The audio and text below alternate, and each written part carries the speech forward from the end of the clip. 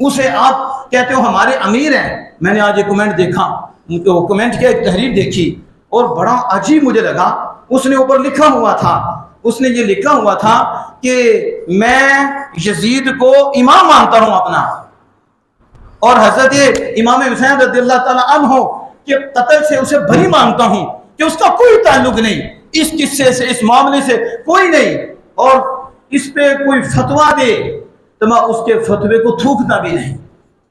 ایسی تربیت ہوئی ہے کہ اس پہ وہ فتویٰ دے میں اس فتوے کو تھوکتا بھی نہیں. تو میں نے نیچے کمنٹ لکھا. اس کمنٹ کیا تھا؟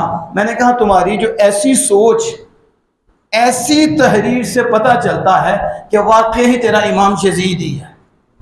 جو تم نے جملہ لکھ دیا ہے کہ وہ میرا امام ہے اور جو فتویٰ دے میں اس کے فتوے کو بھی نہیں تھوکتا. ابھی فتوے پہ قرآن لکھا جائے گا، فتوے پہ حدیث لکھی جائے گی، وہ کہتا ہے وہ اس فتوے کو تھوکتا ہی نہیں. تو میں نے کہا یہ جو تمہاری سوچ ہے نا، اور یہ جو تمہاری تحریر ہے، واقعی یہ بتاتی ہے کہ تیرا امام یزید ہے. جس کے امام حسین ہو اس کی سوچ ایسی نہیں ہوتی، اس کی زبان بھی پکیزہ ہوتی ہے، اس کی تحریر